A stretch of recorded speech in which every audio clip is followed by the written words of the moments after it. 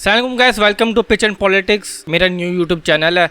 थोड़ा सा इसके मैं बात करता हूँ, फिर आज की जो वीडियो वो वीकली गॉसिप्स होगी, तो वीकली गॉसिप्स हम स्टार्ट कर रहे हैं। मैंने पिछली वीडियो अपने पिछले चैनल पे बनाई शुमाली व्लॉग्स, उसमें सारा ये बताया कि मैं अपना चैनल डिलीट कर रहा हूँ, नया चैनल मैं बना रहा हूँ, वो पिच एंड पॉलिटिक्स होगा। तो ये आज पहली वीडियो पिच एंड पॉलिटिक्स के ऊपर है। पहली वीडियो वीकली गॉसिप जो कि पॉलिटिक्स के ऊपर होगी, और पिच से आपको बात क्रिकेट वो क्रिकेट टॉक्स होगी। तो जब क्रिकेट के मैच होंगे हम उसके बारे में बात करेंगे। तो इस वीडियो में हम जो सवात का जो इंसिडेंट हुआ है हम उसके बारे में बात करेंगे, और थोड़ी सी हुकूमत ने कुछ अजीब-गरीब हरकतें की हैं। 35 रुपया जो पीटीवी का था उसको कम करके पेट्रोल की कीमत बढ़ा दी, तो उसके बारे में बात करेंगे। चलिए शुरू करते हैं। देखिए, सबसे पहले जो सवाल का जो इंसिडेंट हुआ है ना उसके बारे में ये कह रहे थे। तो भाई देखो, पाकिस्तान में ना ये रोज की ये बात, अब क्या होगा, लोग आएंगे, बात करेंगे, वीडियो बनाएंगे, उसके बाद भूल जाएंगे। अब आप देखें, अब यहाँ पे दो नैरेटिव आ रहे हैं। एक हुकूमत का नैरेटिव आ रहा है, वो कह रहे हैं भाई हम तो बहुत अच्छे हैं, अवामी फुद्दू है। दूसरी आवाम का नैरेटिव आ रहा है जिसको कुछ सुना नहीं जा रहा। मेरा यहाँ पे जो ओपिनियन है ना, वो एक आप समझ थर्ड पार्टी की हैसियत रखता है। मैं इसमें दोनों को कसूरवार ठहराता हूँ। आवाम भी हमारी कोई इतनी दूध पीती दुली भी नहीं है, ठीक है। हमारी आवाम भी ऐसी नहीं कि वो बहुत ही कोई नेक शिरस्त हमारी जो है ना आवाम है, और हुकूमत तो वैसे ही आपको पता क्या है। अब अली अमीन गंडापुर साहब का कोई बयान है जिसपे वो कह रहे कि मैं क्या करता उधर बम्बू लगा देता, मैं टर्न लगा लेता। मतलब यार ये बात है करने वाली। मतलब मुझे ये समझ नहीं आती, जिस बंदे ने भी इसको एज अ सीएम केपी के अपॉइंट किया, मुझे तो उस बंदे पे हैरानी हो रही है। यार इस बंदे को बंदा अपना चौकीदार न रखे, हमने इसको अपना सीएम बनाया हुआ है केपी का, जो पाकिस्तान का गालिबन तीसरा सबसे बड़ा सूबा है। अब मुझे बात बताएं, पाकिस्तान में जब खान साहब थे तो वो कहते थे जी मैं टूरिज्म लेके आऊंगा, नहीं है टूरिज्म। ये आपको पता है सवात वाली बेल्ट क्या है? ये वो बेल्ट है कि जहाँ पे जब टेररिज्म थी तो टेररिस्ट के ठिकाने यहाँ पे थे, लोग डरते थे सवात जाने से। तो हमने क्या किया, चुप करके जो टूरिज्म और जो लोगों का जो रुख था वो सवात से हटा के हम चित्राल की तरफ हम चले गए। चित्राल, अगनरान, कगान, मालम जब्बा, और या आगे आप चले जाए इस बेल्ट पे। सवात वाली बेल्ट किसी ने देखी ही नहीं कभी। अब ये जो सवात वाली बेल्ट थी, चूंकि यहाँ पे अभी भी लोगों को डर है कि भाई इधर अभी भी टेररिस्ट रहते हैं, ठीक है। लोगों को अभी भी एक खौफ है, क्योंकि यार इतना एक लंबा अरसा 9/11 के बाद से एक हम दहशतगर्दी के अंदर हैं कि हमें अब डर लगता है। ये तो अब कुछ 4-5-6 साल पहले जाके ये हालात ठीक हुए हैं, लेकिन अभी भी कोई इंफ्रास्ट्रक्चर नहीं। अब वो देखें, वो जो लोग गए हैं वो गालिबन ये सियालकोट या इसी एरिया से वो गए हैं। गालिबन पता नहीं फिजापुर या पता नहीं कैसे इस किस्म का कोई फाइजापुर कर ऐसा कोई नाम था उस जगह का। वहां पे वो गए और उन्होंने मतलब नाश्ता किया।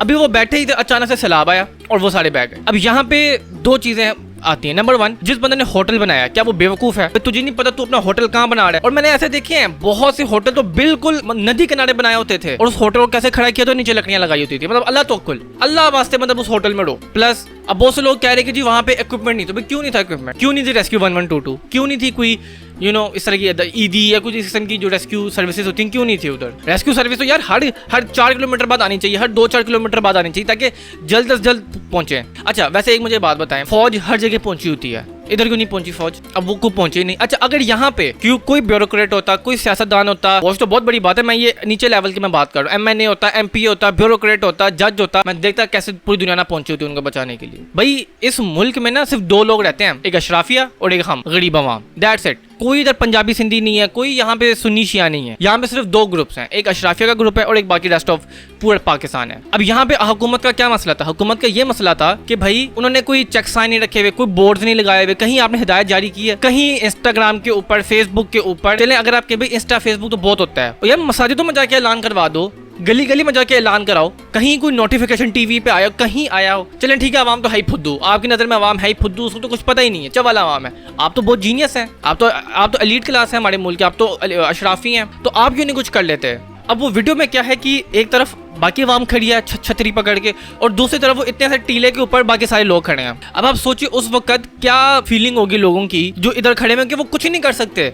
जारी बात है। अच्छा, अब यहाँ पे भी बहुत से लोग कह रहे हैं कि जो लोग उधर खड़े हैं वो क्यों नहीं गए? भाई अगर आपको इतना है तो आप चले जाते अपना घर बार छोड़ के। भाई जब सैलाब आ रहा होता है ना, तब भाई जैसे कहते हैं ना फट के हाथ में आ जाती है, सॉरी टू से, लेकिन हमारे यहाँ अपनी एक मंतक चल रही है यहाँ पे। उसके बावजूद कुछ बहादुर लोग आए जिन्होंने अपने मदद आपके तहत मदद की, और एक आध बंदे को वो बचाने में कामयाब। गालिबन 8 या 10 तो मतलब उनकी तस्दीक हो चुकी है कि वो मर चुके हैं, बाकी भी कहाँ बचेंगे? सलाम में कोई बचता है, अल्लाह करे बच जाए, लेकिन 0.1% की उम्मीद है। सेंट्रल गवर्नमेंट को तो मैं यहाँ से पता भी नहीं हो ना, ये तो प्रोविंशियल गवर्नमेंट है, चलो फिर कुछ हो गया। और अली अमीन गंडापुर, यार ये बंदा पता नहीं, एक तो इसकी जुबान इतनी गंदी है, बोलना इस बंदे को आता नहीं है, और हमने इसको सीएम बनाया हुआ है। एज अ सेड इसको बंदा कुछ चपरासी ना रखे अपना। ये जो हम कहते हैं ना कि ये मेरा लीडर है, वो मेरा फलाना लीडर है, ये मेरा ढिमकाना लीडर है, भाई कोई कुछ नहीं है। वो आका है, हम सब गुलाम है, हम शायद कीड़े मकोड़े हैं। और ये कोई नई बात नहीं है, अगले साल दोबारा ये मौसम आ जाएगा, फिर ये होगा।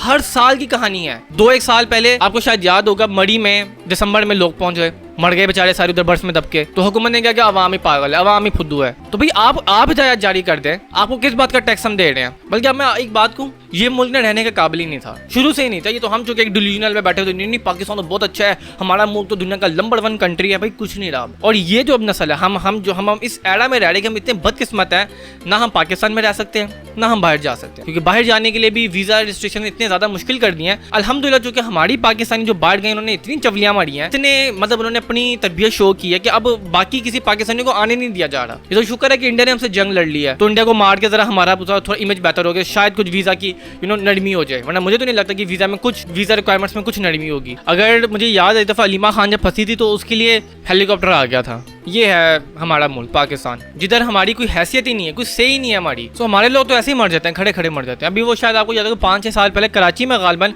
खड़ी खड़ी बिल्डिंग गिर गई। अभी बारिशें आना शुरू हो गई हैं, अब आप देखना। अभी गालबन 2022 में सैलाब आया था। पाकिस्तान को जो चीज मैं बड़ी पते की बात बताने जा रहा हूँ, पाकिस्तान को ना यहूदी मार सकता है, ना इसराइल तबाह कर सकता है, ना इंडिया तबाह कर सकता है। पाकिस्तान को अगर कोई तबाह कर सकता है और वो हम खुद हैं, और दूसरा क्लाइमेट चेंज। एक रिपोर्ट आई है कि पिछले हर साल पाकिस्तान में due to climate change, again मैं क्लाइमेट चेंज कह रहा हूँ, मैं कोई इसराइल नहीं कह रहा, कोई यहूदी लॉबी नहीं कह रहा, कोई इंडिया नहीं कह रहा। ठीक है कि यहूदी बैठ के पाकिस्तान को तबाह कर रहे हैं, नहीं ये नहीं कर रहे, क्लाइमेट तबाह कर रहा है आपको। हर साल क्लाइमेट चेंज की वजह से 1.25 लाख से 1,30,35 हज़ार तक round about 1.25 lakh Pakistani climate change की वजह से मरता है। और क्लाइमेट चेंज ये नहीं कि धूप ज़्यादा पड़ गई, बेमौसम जो बारिशें होती हैं, इतनी अंधाधुंध जो बारिशें होती हैं लाहौर में और पूरे पाकिस्तान में, अगर आप जो ग्राउंड एरियाज हैं इसकी बात करें तो सर्दियां सिर्फ 1.5 से 2 महीने रहती हैं। 4 महीने हब से रहती हैं, 3 महीने जो है ना वो गर्मी रहती है, 2 महीने। तो असल सर्दियां जो लाहौर में जो पड़ती है वो 1.5 महीना पड़ती है। अब जो कि ज्यादा गर्मी पड़ी जिसकी वजह से ग्लेशियर ज्यादा तेजी रफ्तार से मेल्ट हो रहे हैं। और हमें ये पता ही नहीं है, पाकिस्तान साउथ पोल के बाद जो पोलर रीजन है उसके पास सबसे ज्यादा बड़े तादाद में जो ग्लेशियर है वो पाकिस्तान में है। अब ये जब सारा ग्लेशियर पिघलेगा क्या होगा, 2 में एक चीज होगी, या सैलाब आएगा जो कि 2022 में आया था। आज तक जो सैलाब ज़दगान हैं तबाह हुए हैं, उनको कुछ नहीं मिल रहा। 2 से 3 मिलियन लोग अफेक्ट हुए हैं, 20 से 30 लाख लोग अफेक्ट हुए हैं। ना उनके पास जॉब है, ना उनके पास घर है, ना उनके पास कुछ है। फिर जब सैलाब आता है तो ये जानवर भी, ये जो पानी में तो चलने वाले सांप होते हैं, इस तरह की जो चीजें होती हैं वो आपको डस देती हैं। अब तो यही है कि सब सारे बैठ के दुआ करो या अल्लाह को वीजा बन जाए ताकि हम सब बाहर चले जाएं। और फिर कहते हैं कि जी ब्रेन ड्रेन क्यों हो रहा है, फिर कहते हैं कि जी लोग पासों क्यों छोड़ के जा रहे हैं। भाई आपने कुछ रखा है। उसके बाद दूसरी खबर ये आई है कि जी हुकूमत ने क्या किया, जो 35 रुपया जो पीटीवी का टैक्स था, पता नहीं वो क्यों लेते थे, वो खत्म कर दिया। जी बहुत मेहरबानी है आपकी, 35 रुपया बचा के जायदाद मैंने बना लिया। और वो जो 35 रुपया मैं नहीं दे रहा, मैंने उसके लिए जायदादें बना ली है, मैंने लैम्बोर्गिनी न्यू ले लिया, कल मैं आपको वो भी दिखा दूंगा। और बस मैं तो बहुत अमीर हो गया हूँ मैं, वो चूंकि वो मैंने पीटीवी का टैक्स नहीं दिया। मुझे बात समझ नहीं आती, ये पीटीवी का टैक्स हम दे ही क्यों रहे थे। पीटीवी कौन सा ऐसा नगीना पेश कर रहा है जो नेटफ्लिक्स पे लग रहा है। मैं कहता हूँ दुनिया में ना, बाकी दुनिया में जो स्टेट मीडिया होता है ना उसको ऑन किया जाता है, भाई हमारा स्टेट मीडिया है, देखो कितना अच्छा है, ये है वो है।